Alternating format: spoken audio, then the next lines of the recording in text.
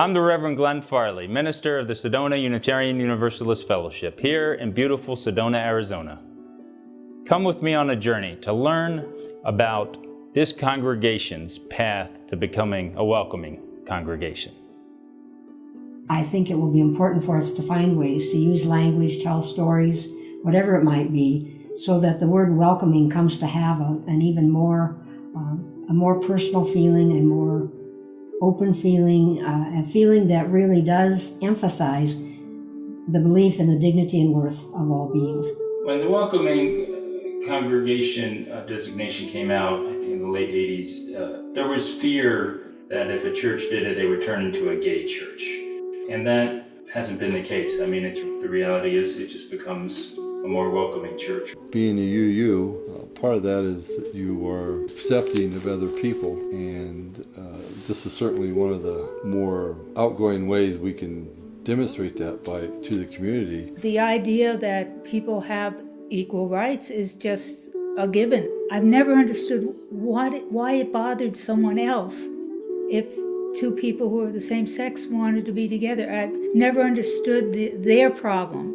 The people who say, oh, well, that's not whatever they say, God's way, or it's not in the Bible or something.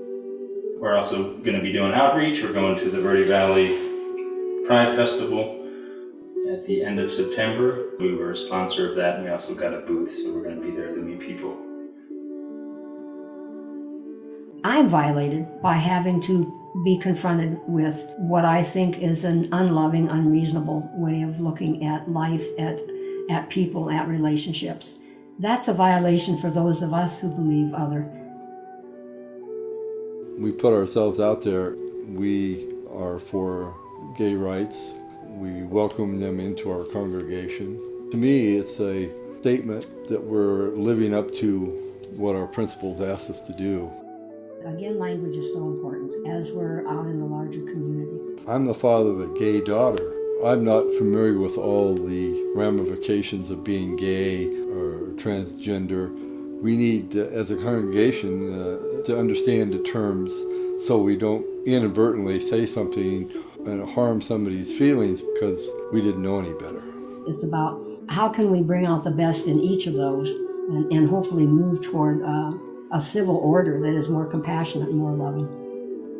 There's an active gay, lesbian, bisexual, and transgender community here in the Verde Valley of northern Arizona, and they have to know about us and know that they're welcome to come to the UU Fellowship.